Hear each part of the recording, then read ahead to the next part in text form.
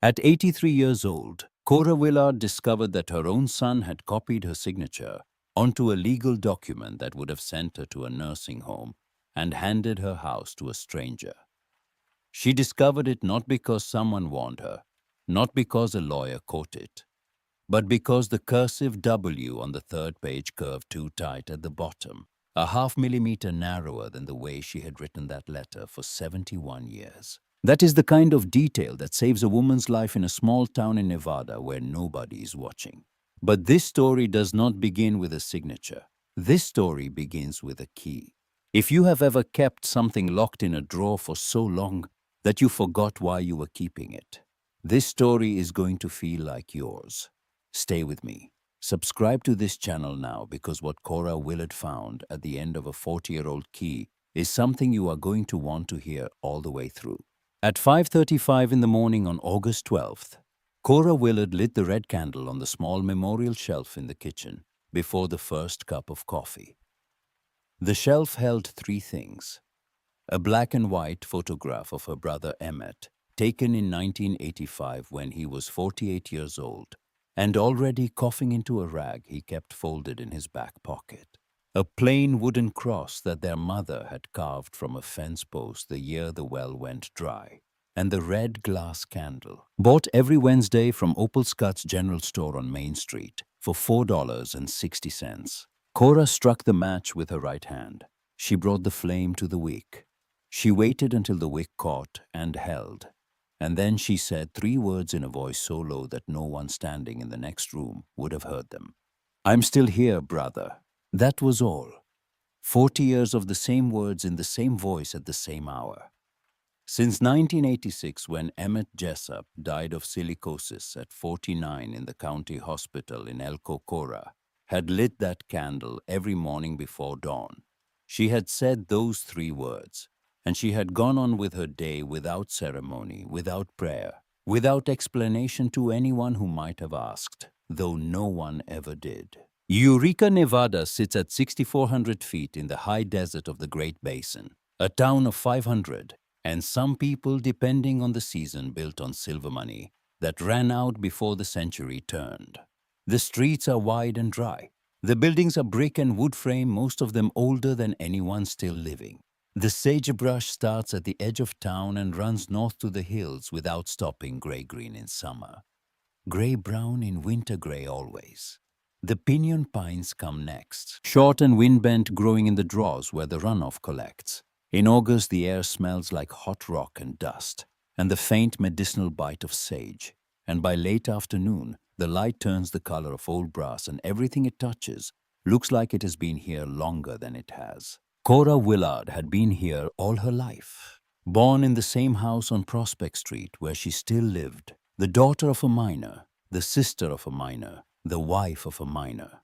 The house was single-story adobe with a tin roof, 2 rooms, and a kitchen with a cast-iron stove that her mother had cooked on, and her grandmother before that. The stove still worked. Cora used it every day. The walls were thick enough to keep cool in July and warm enough in January if you fed the stove right. There was a small yard in back with a clothesline strung between 2 posts and a stone wash basin that Cora's father had set in 1948, the year he married her mother. And that had not moved since. She had been a pinyon harvester. Every September and October, she went up to the hills north of town with leather gloves and a canvas sack, and knocked the cones from the low branches with a hooked pole, and collected the nuts and sold them by the pound to the co-op in Ely, 60 miles east. Before that, she had worked at the Eureka Consolidated Mill for 31 years, from 1966 until 1997, sorting ore on the grading table until the mill closed, and the equipment was sold to a company in Reno that never came back for the building. Before that, she had been Emmett's sister. Before that, she had been her father's daughter. The order mattered because it was the order in which she had lost them. Her husband, Harlan Willard, had died in 2010, also silicosis, also a miner, also after years of coughing gray powder into a handkerchief that Cora washed every night and hung to dry on the line in the backyard, and that by morning was stiff with dust that had once been the inside of a mountain. Harlan had been a quiet man. He had loved Cora without saying so in words, and Cora had loved him back in the same way. And when he died, she folded his clothes into a cedar chest in the back room and closed the lid and did not open it again for a long time. She had 3 children. Dale, the eldest, 60 years old. County accountant in Elko, 93 miles north on Route 278 an hour and 40 minutes by car. Dale drove a silver Nissan Sentra 2018. He came on Sundays, ate a lunch with his mother, spoke a little left at 4 in the afternoon. Nettie, the middle child, 48. Nurse at the Eureka Health Clinic on Buell Street. She came every day after work at 5:30, brought bread from the bakery, heated supper, talked about the clinic, about the new doctor from Reno, about the flu vaccines coming in September. Boyd, the youngest, 53. Pipeline technician for an oil company in Odessa, Texas. Boyd called once a month, 15 minutes. He talked about the weather in West Texas, about a girlfriend he had been seeing for 2 years, about a nephew who did not exist. The conversation was polite and hollow, the kind of phone call that fills a calendar square and nothing else. That was Cora Willard's life until August 12th. At 9:15 on that Tuesday morning, Cora was in the backyard hanging a bedsheet on the line. The sheet was white with a red chain stitch border that her mother had embroidered 60 years ago. Cora washed it every Tuesday with bar soap. She pinned it with wooden clothespins, one at each corner, one in the middle, the way her mother had taught her. She heard a car engine outside. A particular engine. The silver Sentra. Cora did not look surprised. Dale came on Sundays. It was Tuesday. But sometimes, rarely, he came during the week when he had something specific to say. She did not look surprised, but something shifted inside her chest. Something small, the way a light comes on in a room, where you were not expecting light. She set the clothespin on the wash basin. She crossed the yard. She entered the kitchen. She adjusted the gray shawl over her shoulders and walked to the front door. Dale was stepping out of the Sentra. He wore a beige long-sleeve shirt, dark brown dress, pants, closed-toe shoes. He carried a black leather briefcase in his right hand. Behind the car, leaning against the adobe wall of the house, was a medium-sized suitcase, navy blue with wheels. The suitcase was hers. Cora recognized it. Harlan had given it to her in 1991, the year they drove to Reno together for a cousin's wedding. It was the only trip they had ever taken that required luggage. The suitcase had come back from Reno and gone into the cedar chest in the back room under the old blankets, and it had stayed there for 34 years, until this morning. "Good morning, Ma. Good morning, son. I came to talk to you." Cora nodded. She stepped aside. Dale entered carrying the briefcase. The suitcase stayed outside, leaning against the wall. Its wheels still damp from the morning dew that collects on everything metal in the high desert before the sun burns it off. They went to the kitchen. Cora put water in the enamel pot, took out the ground coffee, lit the burner on the cast iron stove. Dale sat on the wooden bench with the briefcase on his lap and waited. Waited for the water to boil. Waited for the coffee to settle. Waited for his mother to pour 2 clay mugs and set one in front of him and sit across from him with hers. Dale knew his mother did not speak before this. He waited. Cora served the coffee. She set the mug in front of Dale. She sat. She took the first sip. Then she looked at him. "Tell me, son." Dale opened the briefcase. He took out 3 sheets of paper and laid them on the table. "Ma, I came to explain something.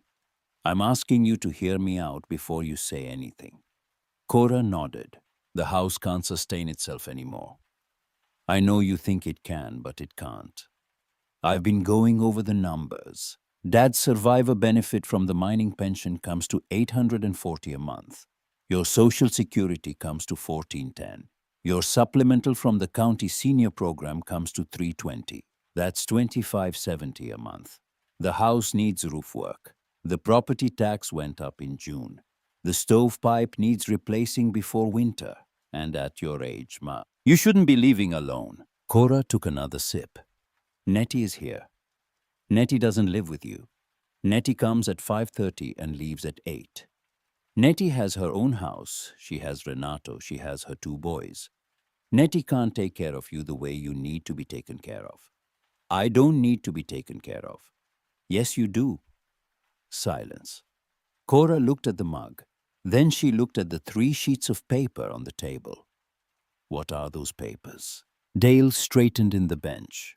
He spoke the way a man speaks when he has rehearsed something in the car on the drive over, and is now delivering it in the order he planned. I'm going to be straight with you, Ma. I've been talking to the Silver Ridge Assisted Living Facility in Elko. The one on Crestview Drive by the park. They have a room. It's a shared room, but it's clean, and the staff is good. They have a dining hall. They have a courtyard. They have a nurse on site around the clock. I'd come see you on Sundays, same as always. Boyd is going to help pay. I'll cover the rest. Nettie would only need to visit on Wednesdays and Saturdays, which are the visiting days. Cora said nothing. These are the papers. This one is the admission application. This one is the authorization for me to manage your pension and Social Security deposits while you're in the facility. And this one is the power of attorney for the house. What about the house? The power of attorney lets me manage the property while you're in the facility. The plan is to rent it. The rental income would cover whatever the pension doesn't cover for Silver Ridge. It's the best option, Ma. For everyone.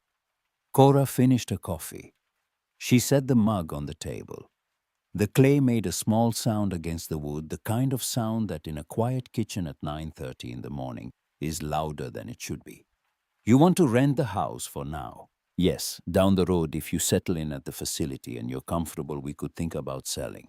But for now, just renting. Dale. Yes, Ma. What time did you think all this up? Dale shifted on the bench. He looked at the briefcase, then back at his mother. I've been thinking about it for months. I talked to Boyd in July. Nettie knows. I know you think this is sudden, but it's not. It's something we've been looking at for a while. Nettie knows. Yes, and you're telling me today. I'm telling you now because everything is in place, and I didn't want to worry you before it was ready. The facility has had the room available since last Friday. I brought the suitcase because I thought if you agreed today, I'd take you this afternoon, so we don't drag it out. Cora looked through the open kitchen door toward the front of the house. The navy blue suitcase was still there against the wall, medium-sized, wheels drying in the sun. She recognized it the way you recognize a piece of your own life that someone else has picked up and moved without asking. Dale had gone into the cedar chest. Dale had taken out the suitcase. You took the suitcase out of the chest yourself. Yes. When? A little while ago, when I first got here. I came in to say hello. I saw you were in the yard. I left the briefcase in the front room. I went to the back room. I opened the chest. I took out the suitcase. I put it outside. You went into the back room. Ma, don't be upset. Cora was not upset. She did not raise her voice. She did not move her hands. She sat with the empty mug in front of her and her eyes on the 3 sheets of paper on the table. Several seconds passed. And if I say no? Dale breathed. He searched for the words. Ma, I'm going to ask you to think about it. I don't want to pressure you today. I'll give you a week. The suitcase is here. The papers are here. Think it over. Talk to Nettie. Talk to Boyd if you want, though Boyd already talked to me and he agrees. And next week I'll come back. Tuesday the 19th. Same time. Come back for what? To take you. If you say yes, and if I say no. Dale paused. Then he said lower. If you say no, Ma, we're going to have to think about some other things. But I'd rather you said yes, because if you say no, what comes next gets complicated for everybody. Complicated how? I don't want to talk about that now. Think about it, Ma. 1 week. That's all I'm asking. Cora lowered her eyes to the papers. She saw that her signature was already on one of the 3 sheets. A signature in blue ink with a stroke that looked almost like hers. Almost. But the bottom curve of the W was tighter than she made it. A half millimeter, maybe less. The kind of difference that no one would catch unless they had been writing that letter the same way for 71 years. She said nothing. Dale stood. He closed the briefcase. He left the 3 sheets on the table. He straightened his shirt. I'm heading back to El Coma. I have a meeting at noon. I'll leave you to it. Anything you need, call me. You have my number. Yes. Take care, son. All right. Dale walked to the front door. Opened, it passed the suitcase without touching it, got into the silver Sentra and started the engine. The sound moved down Prospect Street toward the center of town, fading past the old courthouse and the brick front of the Eureka Opera House, and then it was gone. Cora sat on the wooden bench with the 3 sheets of paper on the table and the empty mug beside them and the suitcase outside against the wall. Something was happening in her chest. It was not fear. It was not anger. It was a thing sitting in the center, silent and heavy like a small animal that had settled there and was not moving. She stood slowly. She crossed the kitchen. She went to the back room. She opened the cedar chest. The chest was disturbed. The old blankets that had been folded on the upper shelf were now stacked unevenly, edges misaligned. The canvas bag where she kept Harlan's work socks was open, and the small left-hand drawer, the one that held the old letters and her mother's bone rosary, was not fully closed. It was open a quarter of an inch. Cora always closed it all the way. Always. She could feel the difference in the wood, the way a pianist can feel a key that has been pressed by someone else while she was out of the room. Dale had gone in. Dale had searched. Cora stood in front of the open chest. The folded white bedsheet from the clothesline was still in her hands. What had he been looking for? The suitcase was outside. Dale had taken the suitcase, but the small left-hand drawer does not open when you are taking out a suitcase. The small left-hand drawer opens when you are looking for something else. She set the sheet on the bed. She pulled the drawer all the way open. Inside were the old letters tied with red twine.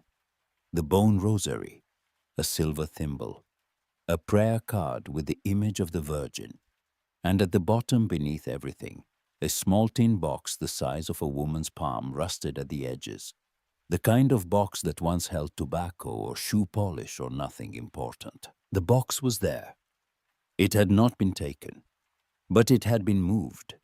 It sat a half-inch forward from the back of the drawer where Cora always kept it. Cora always pressed it flush against the back panel. Always. It was not flush now. Dale had touched the box. Cora lifted it out. She opened the lid. Inside was a single iron key, thick, old, heavy, the length of a man's index finger, dark with rust and age. Attached to the key by a loop of wire was a cardboard tag, yellowed soft at the edges, written in pencil, in the uneven handwriting of a man who had learned to write late.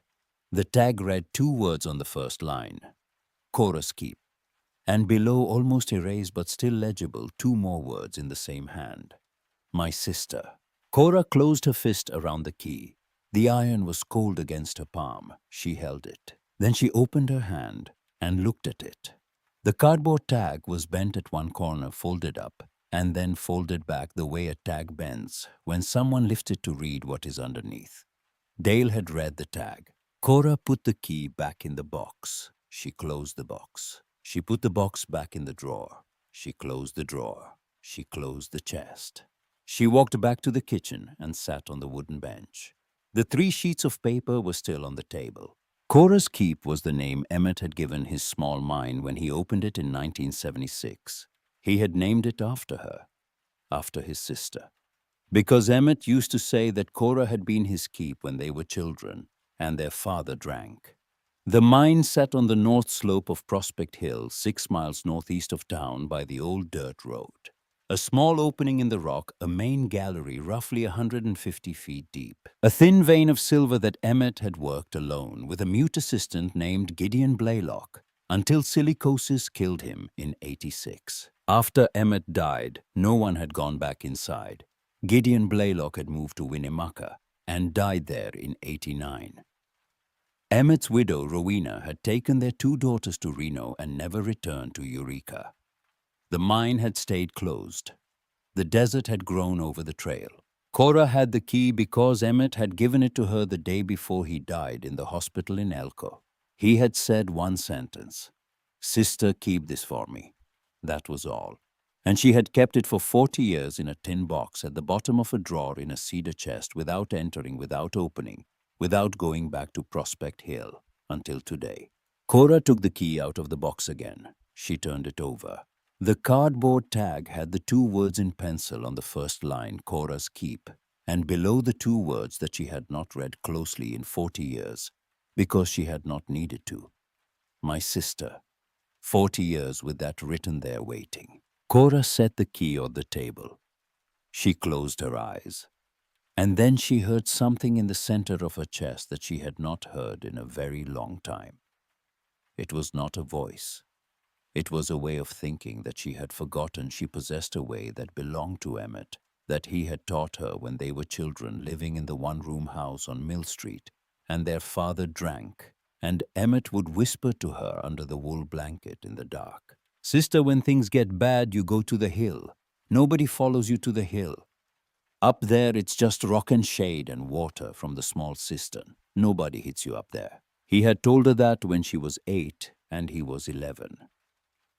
40 years after his death, Cora opened her eyes and knew what she was going to do. She did not think it in words. She knew it with a small clarity, without shouting, without tears, the way you recognize a taste you have not had in a long time and suddenly identify it complete in a single swallow. She stood from the bench. She took the key. She put it in the left pocket of her apron. She crossed the kitchen, went to the back room, opened the cedar chest, and began to pack. The old wool blanket, the thick one, her mother's. A change of clothes, a canvas bag, the spare red candle, matches, the bone rosary, the prayer card. She put everything into the canvas bag, closed the chest, and returned to the kitchen. She picked up the 3 sheets of paper Dale had left on the table. She looked at the signature with the tight W. She folded the 3 sheets in half and put them into the canvas bag as well. She was not going to throw them away. She was going to keep them in case they were useful later. She went to the yard. She filled a glass bottle with water from the basin tap. She put it in the bag. It was 11:20 in the morning. Cora hung the canvas bag from her right shoulder, adjusted the gray shawl over her head, and before she left, she stopped at the memorial shelf in the kitchen. The red candle was still burning from dawn. It had 3 hours of wick left. She looked at it. She looked at the photograph of Emmett. She looked at the wooden cross. "I'm going to see you, brother." She locked the front door. She put the house key in the right pocket of her apron. The mine key was in the left. She began to walk. Prospect Street runs north from the center of Eureka, past the brick courthouse, past the old Opera House, past Opal Scott's general store, where Opal was setting out the morning display of canned goods and jerky bundles on the wooden table by the door. Opal saw Cora pass and raised a hand. "Cora, where are you off to this early?" "Just out a ways, Opal. I'll be back later. I've got 2 of those sourdough rolls you like. You want me to hold them? Hold them. I'll pick them up on the way back." Cora kept walking, past the store, past the post office that shared a wall with the sheriff's office, past the last houses on the north end of town where the pavement ends and the dirt road begins. She stopped for a moment at the edge. To her left was the old cemetery. Emmett was there in a plot with a stone cross that she visited every November. Harlan was there too, and her mother, and her father. Cora did not enter the cemetery. She turned north and kept walking on the dirt road toward Prospect Hill. The road climbs gradually. Dust and loose rock and sagebrush roots and the low juniper that grows where nothing else will. In August, the high desert is still hot at midday, but the pinyon cones are already forming on the branches, small and hard and green, not ready yet. They would be ready in September. Cora would be back for them. She would have time. At 11:45, she stopped at a large dark rock, a basalt boulder at the side of the road. She sat.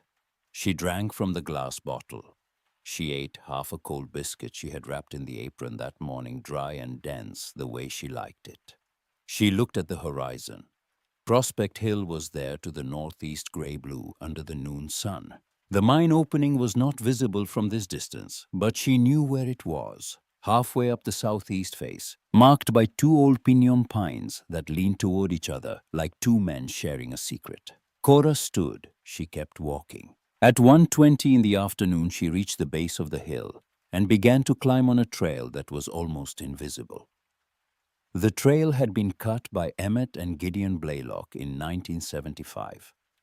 50 years later, it was still there under the sage and the bunch grass, a faint line in the earth that only someone who knew it was there would recognize. Cora climbed slowly. At 83, you do not climb fast. She rested every 50 feet or so. She drank water. She continued. At 1:55, she arrived. The mine opening was a rectangular hole in the hillside, 5 feet high, 3 feet wide, reinforced on each side with a thick juniper post and a third across the top as a lintel. The entrance was sealed with an old wooden door held shut by an iron padlock. The door had been built by Emmett in 81 when he started storing tools inside and did not want them stolen. Cora stepped forward. She ran her hand across the wood. It was dry gray, cracked by decades of sun, but still solid. Emmett had known how to choose his wood. She found the padlock. She reached into the left pocket of the apron. She took out the iron key. She inserted it. She turned. The lock resisted. 40 years of rust and silence. Cora turned again slowly without forcing. Something inside the mechanism loosened. She turned once more. The padlock opened. She unhooked it. She set it on the ground beside the door. She pushed the wood. The door gave with a dry crack like a branch breaking, and then the air came. The air of the mine, sealed for 40 years, hit her face. It was a smell she did not know, and yet recognized instantly. Damp ancient stone, iron oxide from the vein, rock dust, something sweet and mineral, a trace of old kerosene, and underneath all of it, almost impossible to name, a smell of the hands of a man who had worked in that space for a long time. Dry sweat, old tobacco, boot leather, Emmett. Cora stood in the doorway of the mine with the canvas bag on her shoulder and her eyes closed. The air entered through her nose and went down into her chest and up through her head and did something inside her that she could not bring herself to name, something that had been waiting 40 years to be done. She reached into the bag and took out the candle stub she had packed at the last moment. She lit it with a match. The flame held. The air from the mine did not blow it out. That was a good sign. It meant the gallery still had ventilation, that the air shaft Emmett had cut into the back ceiling was still working. Cora took the first step inside. The floor was packed earth mixed with broken stone. The walls were the same rock blue-gray laced with thinner veins of a lighter color that caught the candlelight and let it go. The gallery was 5.5 feet high. Cora, at 5'1", fit standing with room above her head. At 10 feet from the entrance, the daylight began to fade. At 15 feet, there was only the candle. She moved slowly, left hand flat against the wall, right hand holding the flame. The stone under her fingers was cool and dry and slightly rough, like the skin of something very old that had been waiting a long time to be touched. At 23 feet, she saw the first mark, a horizontal line drawn in white lime at eye level. The lime had faded, but was still visible against the dark rock. Below the line, 2 words written with the same finger, dipped in lime, in the uneven hand she had recognized on the cardboard tag. Vein 1. Cora brought the candle closer. She traced the letters with her fingertip. The lime was chalky dry, gritty under the pad of her finger and real. She kept walking. At 40 feet, a small lime cross, and beneath it the letters AR. She did not know what that meant. Approach, maybe, or a name, or a note that Emmett had left for himself, and that only he would have understood. She passed it. At 52 feet, a third mark, an arrow pointing deeper into the gallery, and beneath it a single word. Forward. Cora followed the arrow. The candle threw a circle of yellow light that reached about 4 feet ahead and 2 feet on each side. Beyond that circle, the dark was complete. She could hear her own breathing and the faint sound of air moving through the gallery, a slow current that came from ahead from somewhere deeper, which meant the ventilation shaft was still open. At 70 feet, she found the first lantern. It hung from a juniper peg driven into the right wall. A kerosene lantern, brass and glass, the kind that small clay miners in the basin used before electricity reached the hills. The wick was still inside. The fuel reservoir was dry, but the glass was unbroken, and the adjustment wheel still turned when she tried it. Cora unhooked it. It was lighter than she expected. She put it in the canvas bag. She would fill it later. At 80 feet, she heard something that made her stop. A sound above her. Not loud, a settling sound like sand shifting inside a wall. She held the candle up. The ceiling was close here, lower than before by 6 inches, and the juniper beam that spanned it was not like the ones near the entrance. This beam was darker, softer. She could see where the wood had swollen and split along a grain line that ran its full length, a crack wide enough to fit a fingernail. The rock above the beam had shifted not much, a quarter inch maybe, but enough to open a thin gap where fine dust was sifting down in a slow trickle, catching the candlelight like gold powder in a stream. Cora lowered the candle. She looked at the beam. She looked at the gap.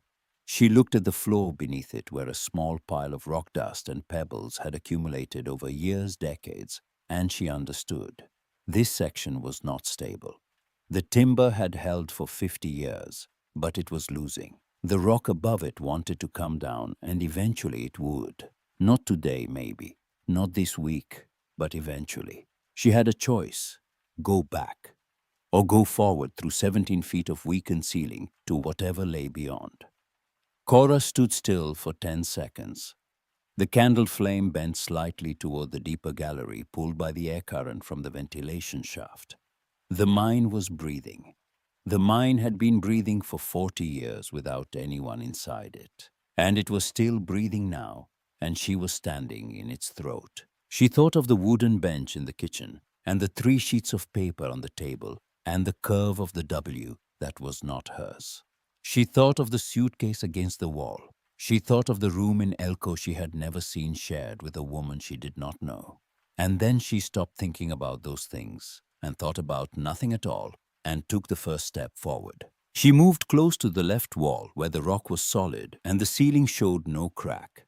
She kept her left shoulder against the stone. She kept the candle low so she could see where she placed each foot. She did not hurry. 17 feet. 12 steps. She counted each one. At step 6, a pebble fell from the ceiling gap and struck the back of her right hand, small and sharp, no bigger than a lentil. It stung. She did not stop. At step 9, the settling sound came again, louder, and a thin curtain of dust fell across the candle flame. The flame survived. At step 12, she was through. The gallery opened up again.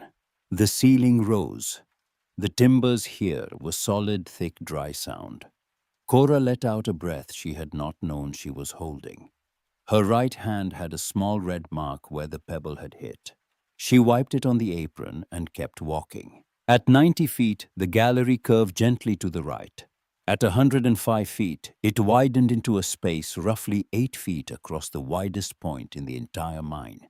The air here was warmer by a degree, and the walls had a different texture, smoother, as though water had once moved through this section a long time ago. Cora noticed a flat area on the ground, clear of rubble, long enough and wide enough for a cot. She remembered and kept walking. At 115 feet, she found the notches.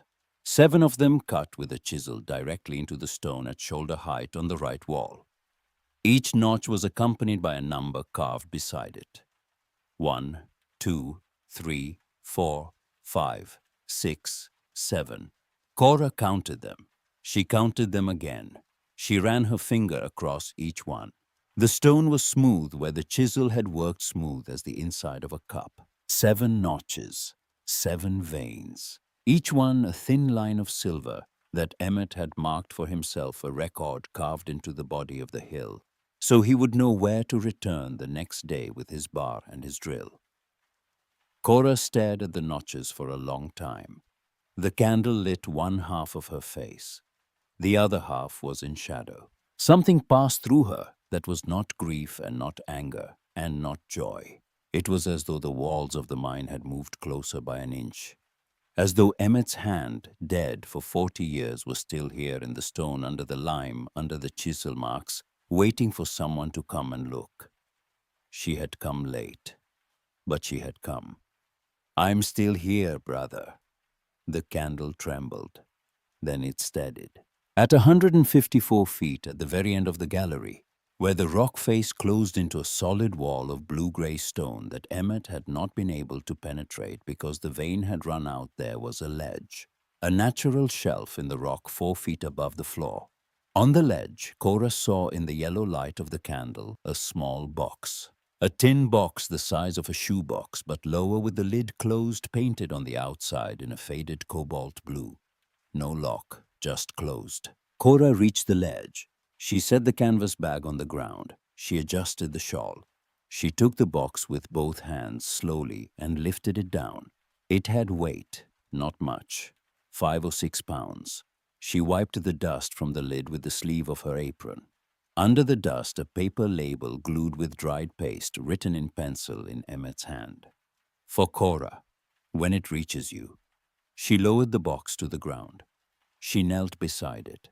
She placed the candle on a flat rock nearby. She opened the lid. 3 things. The first was a bundle of papers folded and tied with red twine. 12 sheets of lined school notebook paper, yellowed, written in pencil on both sides in Emmett's irregular hand. Cora lifted them out. The first sheet began with 4 words. "Sister, I'll explain everything." She swallowed. She set the bundle aside. The second was a manila envelope sealed with red wax. The wax bore the print of a thumb, not a seal, just a man's thumb pressed into hot wax. The front of the envelope read also in Emmett's hand. "Last will of Emmett, Ray Jessup, 1985. For my sister Cora Jessup Willard." Cora lifted the envelope with both hands. The wax was hard, unbroken. The envelope had never been opened. The third was at the bottom of the box beneath the papers and the envelope. A small canvas pouch tied with a loose knot. Cora picked it up. It was heavy for its size. She untied the knot. Inside were 7 small stones, each the size of a quail egg. Each shot through with flecks of a white metal that caught the candle flame and threw it back. Silver. 7 stones of raw ore, one from each vein that Emmett had marked with a chisel notch on the wall outside. 7 samples left in a canvas pouch at the bottom of a tin box at the end of a mine that he had named after his sister, and that she, at 83, could take out of the ground if she chose to. Cora closed the pouch. She placed it back in the box. She placed the envelope on top. She picked up the first sheet of the bundle and brought it close to the candle. "Sister, I'll explain everything. If this box reached you, it's because Dr. Haldane at the hospital in Elko was right. The silicosis doesn't go away. I'm going to die before you read this. I don't know when, maybe 6 months, maybe a year. But before it happens, I'm leaving you this in writing, because when I'm gone, everybody's going to forget about the mine. Rowena is going to take the girls to Reno. Gideon is going to leave too, and the mine is going to sit here empty. But the mine is yours. It's been yours since we opened it. I opened it, but I opened it for both of us. I always told you that, and you always laughed and said, no, it's yours, but it wasn't mine. It was ours, and now that I'm going, it's yours." Cora lowered the sheet. She closed her eyes. She breathed. Then she raised the sheet again. "The mine has 7 veins. I marked them on the wall. Each one gives a little silver, but altogether they give enough. I worked the first 3 between 76 and 80. 4 and 5 I opened in 82. 6 in 83. 7 I found in July of this year, 2 months ago, and I haven't touched it yet. I'm leaving it for you. It's the best one." The pages continued. Emmett explained everything. Where the ventilation shaft was, where the spare kerosene was stored in a small cavity behind the flat rock where she had placed the candle, where the short pry bar was, where the small shovel was, where the chisel was, where the dry powder for blasting was in a sack behind a boulder at 98 feet that she had walked past without seeing. On the later pages, he listed the names of 3 buyers in Reno who had purchased his silver for years. Amos Drury, raw silver buyer, Miners Exchange, Virginia Street. Calvin Teague Jeweler, South Center Street, and a third, Harlan Bliss, who bought for a small refinery in Carson City. These three are honest, the note said. They won't cheat you. If one of them is dead, try another. If all three are dead, go to the Independent Miners Association in Elko and ask for a referral. Tell them you're Emmett Jessup's sister from Eureka. Some of the old-timers will still remember me. On page 7, Emmett wrote the thing that mattered most. Sister, you're going to think I'm crazy, but I'm going to say it anyway. I believe that when I die, you're not going to come to the mine. You're going to put the key in some drawer and you're going to forget about it. Because that's how you are. You take care of things by putting them away, not by using them. And I respect that. That's not a complaint. It's just what I know about my sister. So I'm writing this will so that if one day a moment comes in your life when you need a refuge, a place of your own that nobody can take away from you, you'll remember that you have this mine, that it's in your name, that it's been in your name since '78. Registered at the County Recorder's Office in Eureka, claim number 5822 on the State Mineral Survey, and that the official paper is with attorney Aldous Crenshaw on Court Street. I gave it to him in April of '85, and he promised to hold it until you came to ask for it. If Aldous is gone by the time you read this, his son Wesley, who's 22 now and studying law in Reno, will take over the office. Ask him. Cora lowered the page. The mine was in her name since '78. Emmett had registered it to her 48 years ago without telling her, without asking her, so that one day, if she needed it, it would be hers with paper and seal. She returned to page 7. Sister, if you made it this far, listen to me. I don't know what's happening to you when you read this, but if you came to the mine, it's because something happened. Nobody comes to an abandoned mine for fun. You come because something in your house doesn't hold anymore, and you remember the hill. If that's what it is, then hear me. The mine is yours. The gallery has a ventilation shaft. There's water in the small cistern I cut in '82 at 98 feet, behind a large boulder shaped like a shoulder. The water filters from the rain. It's good. I drank it for 3 years. It won't make you sick. If you need to sleep inside, the best spot is the wide section at 105 feet where the gallery opens up. A cot fits there. The wind from outside doesn't reach it. The temperature stays the same all year, 57, 58 degrees. Cold at night, cool in the day. With Mama's wool blanket, you'll be fine if you need to eat. The piñon nuts on the hill are yours for the picking. And the sourdough rolls from Opal's store will keep for a week if you wrap them right. And if you need more than that, call Nettie. Nettie knows she loves you. Nettie is not Dale. Don't ask me how I know. I know. Cora lowered the page so slowly that the motion was almost invisible. Nettie is not Dale. Emmett had written that in 1985 when Nettie was 8 years old and Dale was 20. He could not have known what would happen 40 years later. He could not have. And yet he had written it. She read the last page. Sister, final thing. And then I'm done. The 7 small stones I left you in the canvas pouch.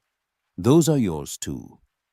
Each one was worth between $400 and $600 at the Reno market in '85 prices. All 7 together sold right could bring $3,000 to $4,000. That was '85 money. I don't know what they'll be worth when you take them out, but they'll be worth something. Enough to live on for a while if you need to live a while without asking anyone. It's not a lot, but it's yours, and vein 7 is still there. If you decide to open it someday, sister, the dry powder is in the sack behind the flat stone. The bar is there too, the chisel too. I taught you when we were kids. You remember. I love you, sister, as far as it goes and a little farther. Emmett, Eureka, Nevada, July 1985. Cora folded the page. She placed it on top of the other 6 she had already read. She rested her hands on her thighs. The candle was still burning on the flat rock. The air in the mine moved gently between the back wall and the entrance, a slow breath in and out. She reached for the sealed envelope. She passed her thumb over the red wax. The wax held the impression of Emmett's thumb pressed in hot 40 years ago. She placed her own thumb against the impression. The two thumbs met in the wax, the dead brothers and the living sisters, separated by 4 decades touching in the same place. The wax cracked. The seal split in 2 pieces. The envelope opened. Inside was a single sheet folded in 3, thicker than the notebook paper official. Cora unfolded it by the candlelight. A typed document done on an old typewriter with fading ribbon, some letters skipping but all of them legible, headed with the seal of the state of Nevada, signed at the bottom by Emmett Ray Jessup and by 2 witnesses, Gideon Blaylock, and a man named Leland Moss, laborer, Prospect Hill, notarized by Aldous Crenshaw, attorney at Law Court Street, Eureka, Nevada. Dated April 8, 1985. The document stated in the legal language of a small-town Nevada attorney that the grantor Emmett Ray Jessup, in full possession of his faculties, bequeathed in sole inheritance to his sister, Cora Jessup Willard, the entirety of mining claim, number 5822 on the State Mineral Survey corresponding to the property known as Cora's Keep, situated on the north slope of Prospect Hill, Eureka County, including the gallery, the access points, the tools, the accumulated mineral samples, and the exploitation rights to all 7 registered veins. The claim had been paid in advance by Emmett through the year 2020. And at the bottom, the clause that Cora read 3 times. The grantor declares that the present claim and all associated assets pass to the full and unrestricted ownership of the named beneficiary without any third party, whether family or otherwise, holding any right over them. The beneficiary may dispose of the property as she sees fit, without the need to consult any member of the grantor's family or any member of the beneficiary's family. This disposition is voluntary, conscious, and final, without the need to consult any member of the beneficiary's family. Emmett had written that in 85, thinking of Dale, at 20, thinking of Boyd, at 13, thinking of Nettie, at 8, thinking of Harlan, his brother-in-law still alive and still working the company mine. He had thought of all of them and had written that clause, without the need to consult. Cora folded the document. She placed it back in the torn envelope. She closed the lid of the tin box. And then something happened to her that had not happened in a very long time. Something that could not be named with the word cry, because it was not exactly that, but that was not anything else either. Her eyes went wet. Her face did not move. Her hand stayed firm on the lid of the box. But inside her chest, the small heavy animal that had settled there that morning. When Dale laid the 3 sheets on the kitchen table, that animal stood up, shook itself, moved to a different place, and went still again, a place where it did not press. She knelt there a long time. The candle burned steady. The mine breathed. And then, at the moment, Cora placed her right thumbnail against the wax fragments on the envelope to press them flat. The candle went out. Not from wind. There was no wind.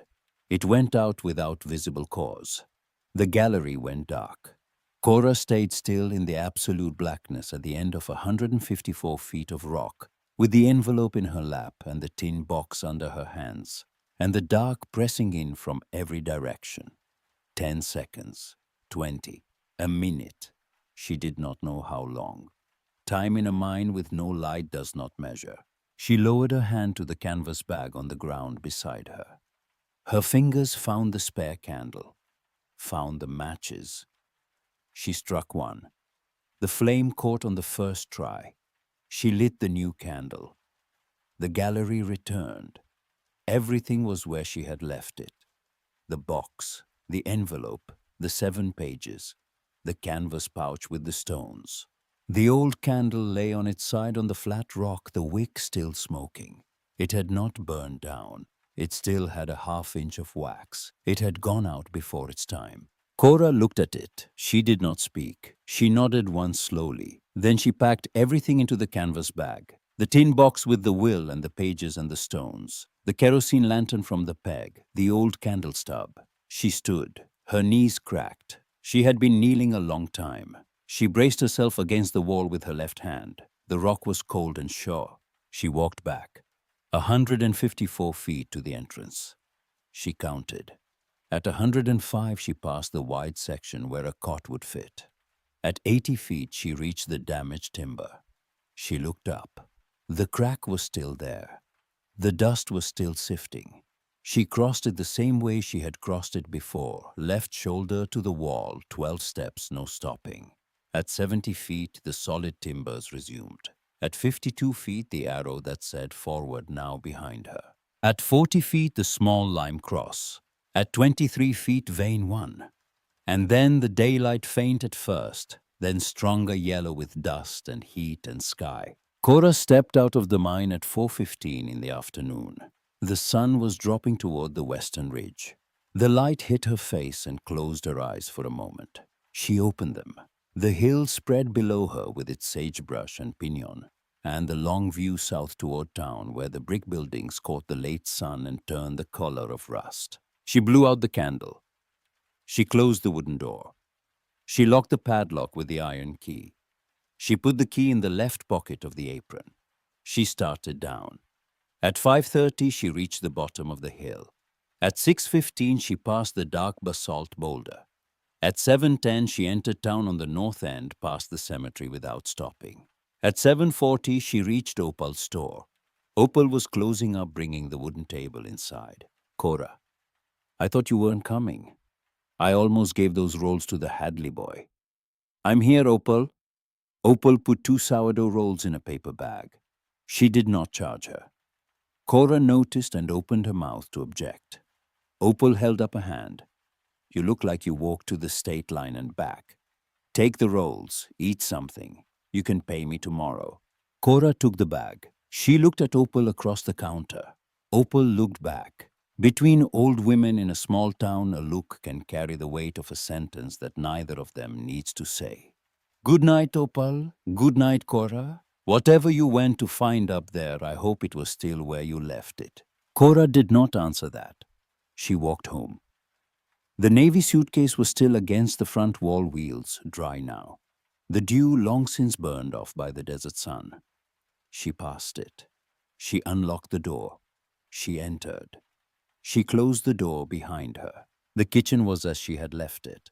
The 2 clay mugs unwashed. The 3 sheets with the copied signature on the table. The stove cold. The red candle on the memorial shelf still burning, barely a thin ring of flame around the last quarter-inch of wick. Cora set the canvas bag on the table. She took out the tin box. She placed it on the shelf beside Emmett's photograph. The box fit. It sat on the shelf as though the shelf had been built 40 years earlier to receive it. Cora looked at the photograph. The thin face, the high cheekbones from their mother's side, the small eyes, the trace of a smile that was not quite a smile. I'm back, brother. I read it. I understood. She sat on the bench. She ate the 2 sourdough rolls slowly, without heating them, with a cup of water from the basin. She ate the way a person eats when food is fuel, and not comfort when the body needs tending, so the mind can keep working. When she finished, she washed her hands, dried them on the apron, and waited. At 5:30, the front door opened. Nettie came in carrying a paper bag from the bakery. She stopped when she saw her mother sitting at the table with the tin box on the shelf and the canvas bag open, and the will spread flat beside the 3 sheets Dale had left that morning. Nettie's face was tight. Not the tightness of someone who has been crying. The tightness of someone who has been holding something in for 8 hours and has only now reached the place where she's allowed to let it show. Ma, sit down, sweetheart. Nettie sat. She put the bakery bag on the table. She did not open it. Ma, Dale called me at the clinic this morning, an hour after he left here. He told me you had a week to decide and that he expected you to say yes. I know what he told you. He told me something else too. Cora looked at her daughter. Nettie's hands were flat on the table. The fingers spread the way a person holds a table when the floor feels unsteady. He called Adult Protective Services, Emma, the county office in Eureka. He told them you're living alone and you're not safe and you're showing signs of cognitive decline. He used those words. Cognitive decline. He said you've been confused lately, forgetting things, leaving the stove on. He said he's concerned for your welfare and he wants an in-home assessment. Cora's face did not change. They're sending someone, a caseworker. She's scheduled to come here in 10 days. August 22nd. If the assessment goes badly, if they decide you can't live on your own, Dale has legal standing to petition for supervised care.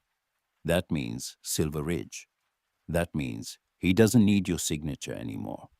He just needs the county to say you're unfit. Cora sat with that for a moment. The candle on the shelf had gone out while Nettie was speaking. The last of the wick had burned down to nothing. The kitchen was lit now only by the overhead bulb, 60 watts yellow, the same bulb Cora had been using since March.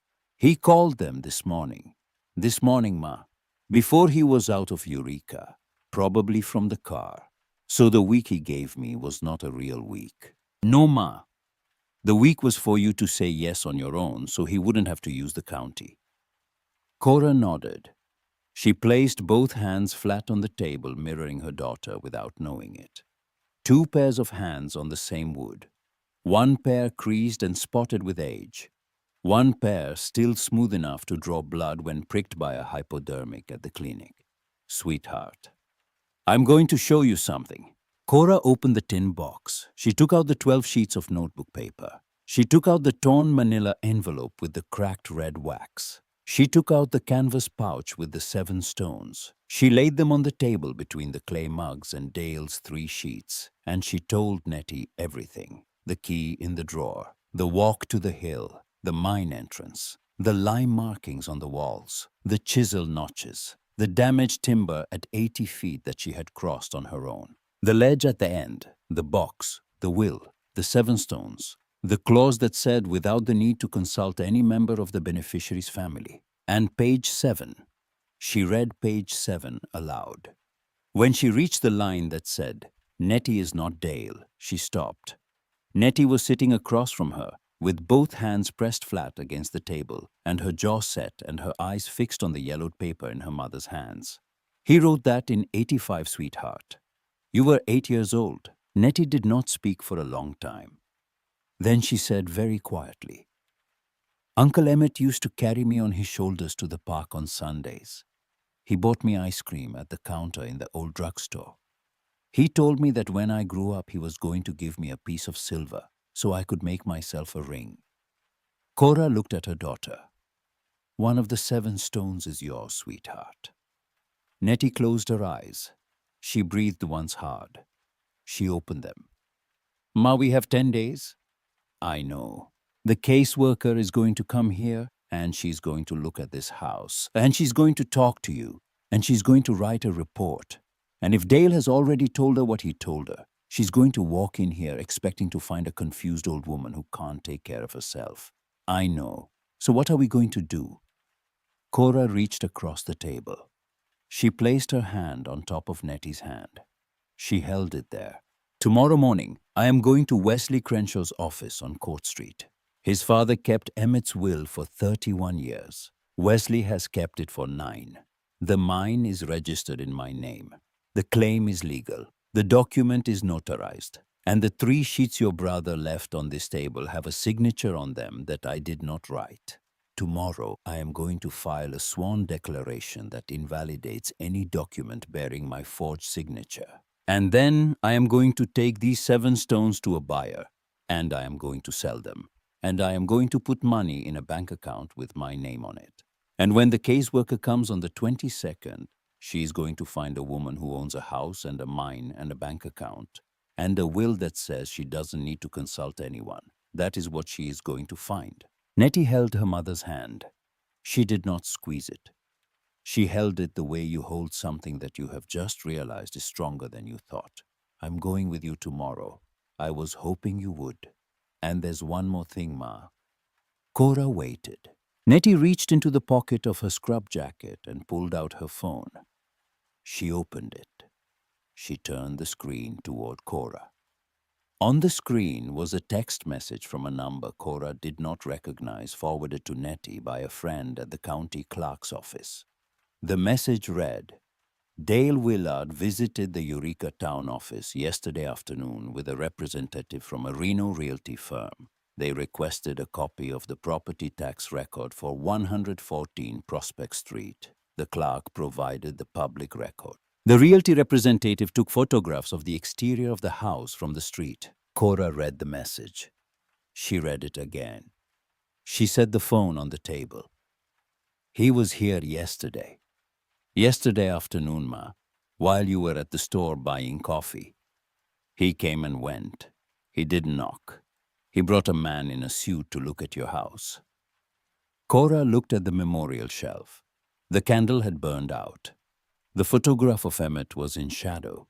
The tin box sat beside it, cobalt blue under the dust. She stood. She walked to the shelf. She placed her hand flat on the photograph the same way she had placed it there 10,000 times before. And she stood like that for a long count.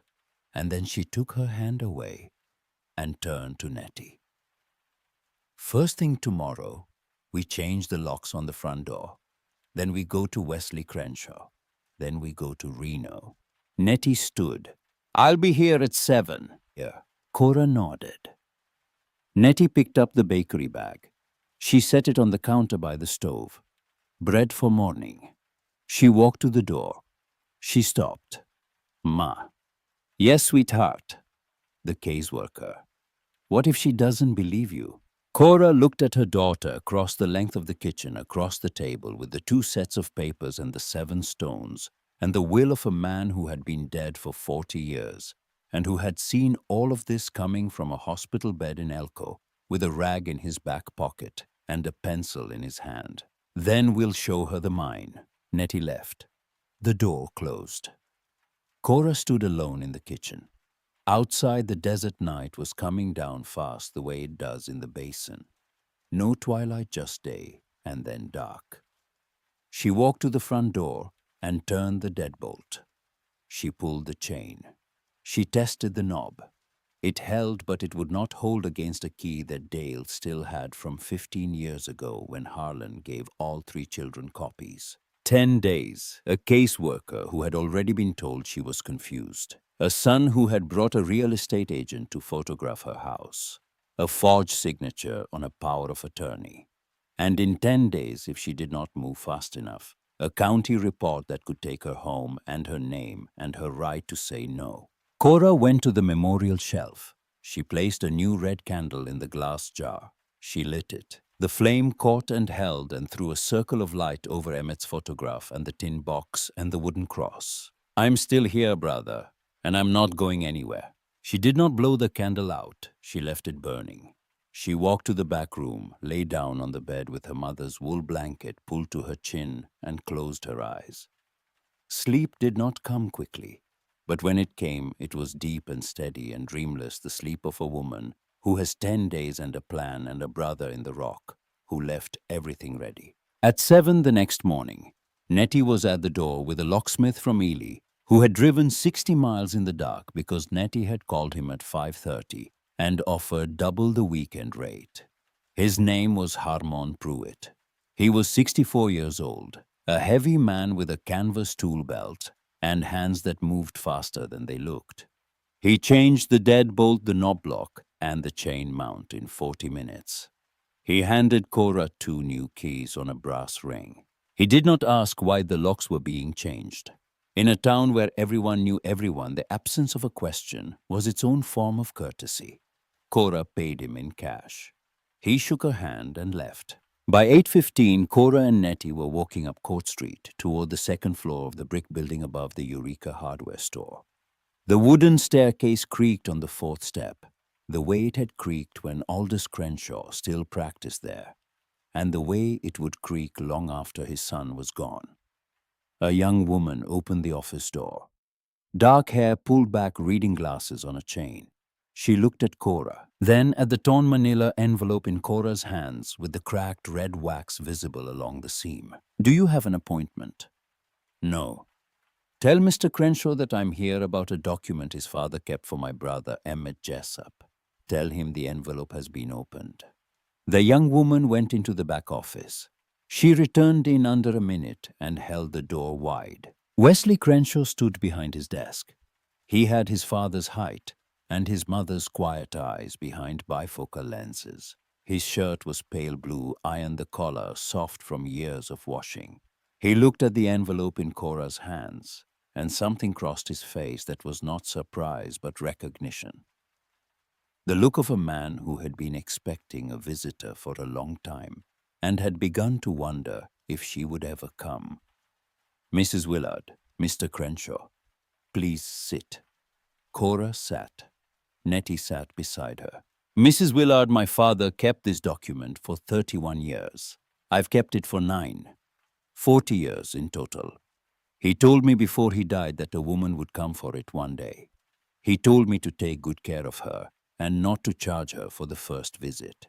Cora set the envelope on the desk. She set the 12 notebook pages beside it. She set the canvas pouch with the 7 stones beside that. And then she set Dale's 3 sheets on the other side of the desk, the signature with the tight W facing up. Wesley Crenshaw looked at everything on his desk the way a surgeon looks at a tray, before operating, reading the instruments before touching them.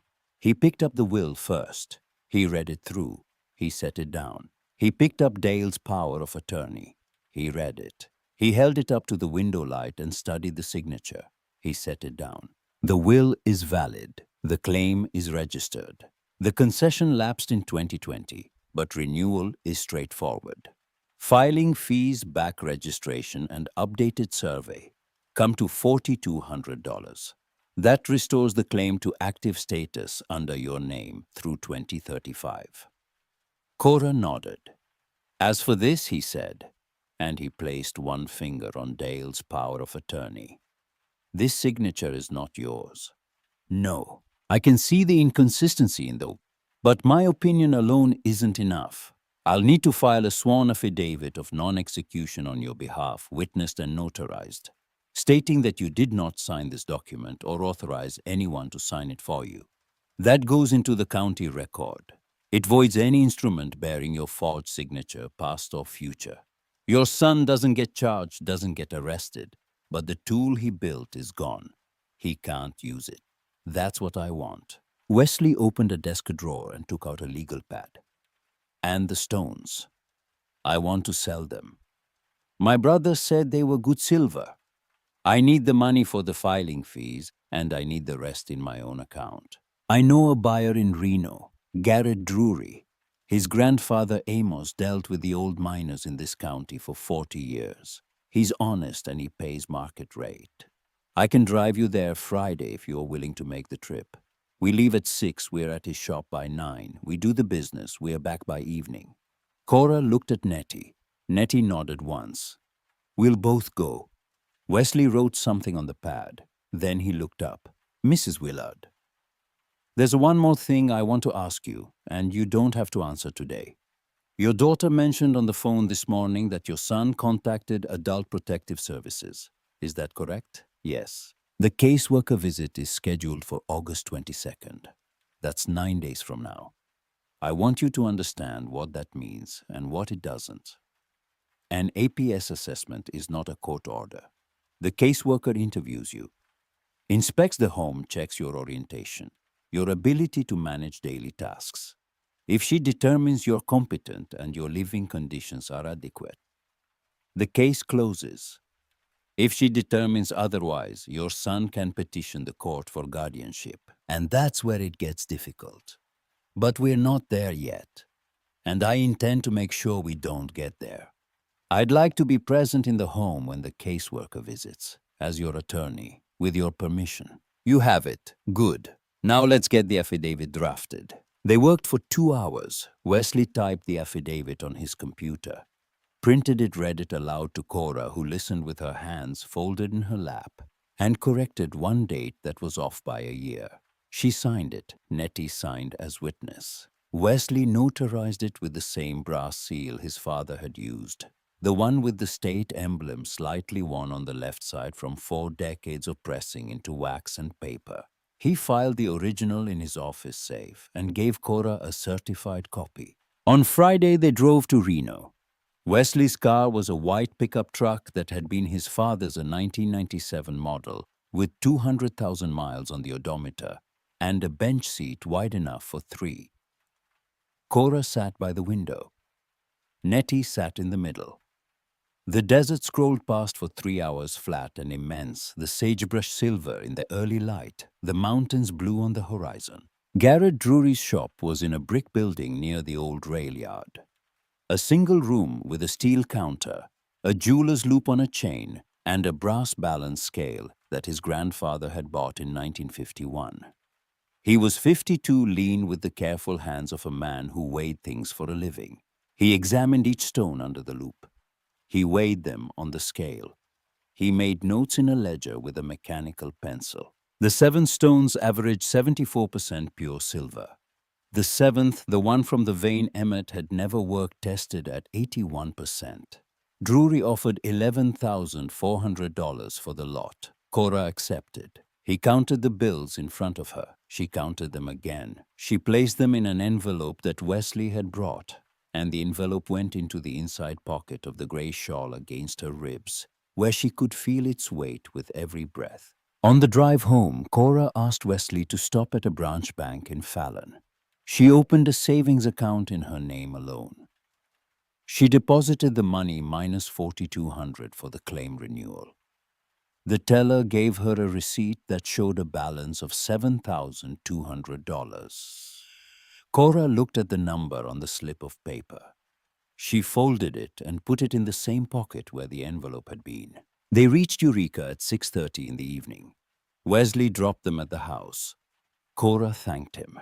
He shook her hand the way his father would have, firm and brief, the handshake of a man who had done his job and did not need to be thanked for doing it, but was glad to have done it well. The next 5 days, Cora cleaned the house. Not because it was dirty, because the caseworker was coming and the house was going to speak for her, whether she wanted it to or not. She swept every room. She washed every window. She oiled the hinges on the cedar chest. She reblacked the stove. She organized the pantry shelf-by-shelf cans facing forward with labels out the way her mother had kept them. Nettie brought a new fire extinguisher and mounted it by the stove. She brought a non-slip mat for the bathroom floor. She brought a list of Cora's medications, current and dated, typed and pinned to the inside of the kitchen cabinet door. On August 20th, 2 days before the visit, Opal Scott came to the house. She did not knock. She opened the door and walked in carrying a pie. Rhubarb. The crust was golden and cracked in the center, the way a good rhubarb pie cracks when the filling boils through. I didn't ask for pie, Opal. Nobody asks for pie, Cora. Pie shows up when it's needed. Opal set the pie on the counter. Then she sat on the bench across from Cora and folded her hands. I heard about the caseworker. Cora did not ask how. In Eureka, information moved through the walls. I knew your brother, Cora. I sold him kerosene for that lantern of his every Thursday for 10 years. He always bought the same amount, 1 quart. He always paid cash. And he always said the same thing when he left the store. He said, keep an eye on my sister for me, Opal. She doesn't know she needs it. I never told you that. I should have told you years ago, but I didn't know it would matter. Now it matters, so I'm telling you. Cora looked at Opal across the table. 2 women in their 80s in a kitchen in a town that most maps did not bother to name. When the caseworker comes, Opal, if she asks anyone in this town whether I can live on my own, what are they going to say? They're going to say you've been living on your own since before most of them were born, and that you do it better than they do. Opal stood. She smoothed her apron. She walked to the door. She turned. And if she asks me, I'm going to tell her, you walked 12 miles round trip to a silver mine on a Tuesday in August and came back with more money than Dale makes in a month. I'm going to tell her that, and she can write it in her report. Opal left. The rhubarb pie stayed on the counter, filling the kitchen with the smell of cooked sugar and tart fruit. On August 22nd, the caseworker came at 10 in the morning. Her name was Linda Keene. She was 45, professional, neither warm nor cold. She carried a clipboard and a county-issued tablet. Wesley Crenshaw was already in the kitchen when she arrived, seated at the table with a manila folder containing the affidavit. The renewed mining claim, the bank statement, and a signed letter from Dr.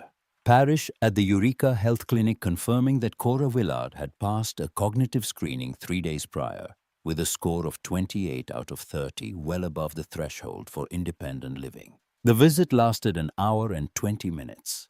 Linda Keene asked Cora what day it was. Cora told her. She asked who the current president was. Cora told her. She asked Cora to count backward from 100 by sevens. Cora did it without pausing. She asked Cora to name 3 objects and remember them in 5 minutes. Cora named them and remembered them and added a 4th that Keene had not asked for. Keene walked through every room. She checked the stove, the smoke detector, the bathroom, the locks, the pantry. She noted the fire extinguisher, the non-slip mat, the medication list. She noted that the house was clean, well-maintained, structurally sound. She noted that the yard was kept, the clothesline in use, the wash basin functional. When she sat back down at the kitchen table, Wesley handed her the folder. She read the affidavit. She read the bank statement. She read the mining claim. She read the doctor's letter. She looked at Cora, Mrs. Willard. I'm going to close this case as unfounded. You are clearly competent, your home is adequate, and your finances are in order. I'll file my report with the county by Friday. You won't hear from us again unless there's a new complaint, and in my professional opinion, there won't be. Keene packed her clipboard. She shook Cora's hand. She shook Wesley's. She left. Cora sat on the bench after the front door closed. Wesley gathered his papers. Nettie, who had been standing in the doorway of the back room the entire time, walked forward and sat beside her mother. Nobody spoke for a while. The rhubarb pie, half eaten, was still on the counter. The kitchen smelled like sugar and stone fruit, and the faint, clean smell of a house that had been scrubbed for someone else's eyes, but would have been clean anyway. Wesley stood. That's done, Mrs. Willard. The case is closed. The affidavit is on record. The claim is renewed. And your son's power of attorney is void. If he tries anything else, call me. Day or night. Thank you, Mr. Crenshaw. He left. Cora and Nettie sat together. The clock on the wall above the stove ticked the way it had ticked every day since Harlan had hung it there in 1989, and it had never been wrong, and it had never needed more than a single battery a year. The house was quiet. The next Tuesday, August 26th at 9:20 in the morning, the sound of the Silver Sentra came up Prospect Street. Cora was ready. She was sitting at the kitchen table. Nettie was beside her. The gray folder from Wesley Crenshaw's office was on the table. Dale knocked. He tried his old key first. It did not work. He knocked again. Cora opened the door. He entered. He saw Nettie. He saw the folder. He did not see the suitcase. Cora had put it back in the cedar chest 3 days ago under the old blankets where it had lived for 34 years before he pulled it out. He sat on the bench. Cora pushed the folder across the table. Dale opened it. He read each document. The affidavit that voided his forged signature. The renewed mining claim in Cora's name. The bank statement showing $7,200. The doctor's letter. The caseworker's report which Wesley had obtained a copy of that morning stamped, unfounded in red. Dale's face did not move while he read. When he finished, he closed the folder and placed his hands flat on the table. Ma, yes, son. Where did all of this come from? Your Uncle Emmett put the mine in my name 48 years ago. He left everything in a box at the end of the gallery waiting for me. I didn't know until the day you came here with your suitcase and your 3 sheets of paper. I found the box that same afternoon. Everything else followed from there. Dale looked at the folder again, then at his mother. You went into the mine. Alone. I did. You're 83. I know how old I am, son. Silence. Cora let it sit. She did not fill it with explanation. She did not offer comfort. She let the silence do the work that silence does when a man is realizing that the ground he was standing on has been replaced by something he did not build and cannot move. Then she spoke. You didn't come here with a question, Dale. You came with a plan. And people who come with plans don't get told what I have. They just get shown the door their key won't open anymore. You forged my name. You called the county on your own mother. You brought a stranger to photograph my house while I was buying coffee at Opal's store. You did all of that, and I'm not going to pretend you didn't. But I'm also not going to send you to jail. That paper on the table shuts the door without putting you behind one. What you did with my signature, that was your choice. What I do with this house and this mine and this life, that's mine. Dale's eyes went red. The muscles in his jaw worked. He did not speak. I want you to leave now, son. I want you to drive back to Elko, and I want you to think. And if you can come back on a Sunday the way you used to with bread and nothing else, no briefcase, no papers, no plan, just yourself, then come. I'll be here. I'll have lunch on the stove. But if you come back with anything other than yourself, don't come. Dale stood. He closed the folder. He left it on the table. He walked to the door.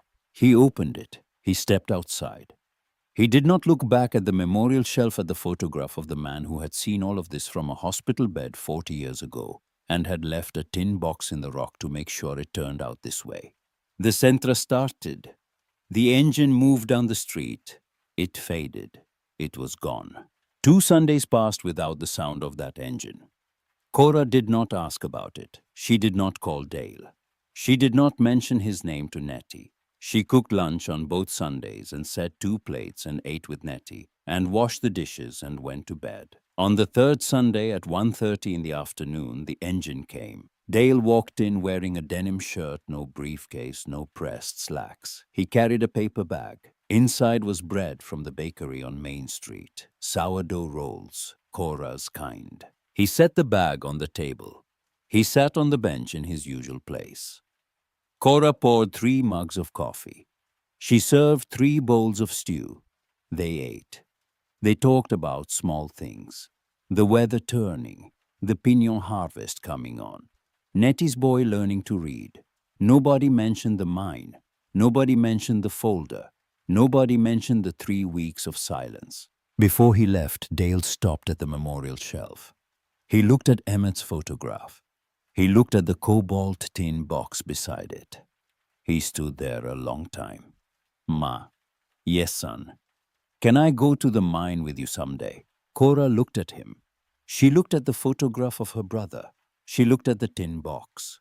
She looked at her son, 60 years old, standing in her kitchen in a denim shirt with breadcrumbs on his sleeve, and something in his face that she had not seen before. Something that was not shame and not apology, but that lived in the same neighborhood as both and was trying to find its own address. When you're ready, son, and when I'm ready. But not yet. Dale nodded. He left. The engine faded down the street. In late September, Cora climbed Prospect Hill one more time.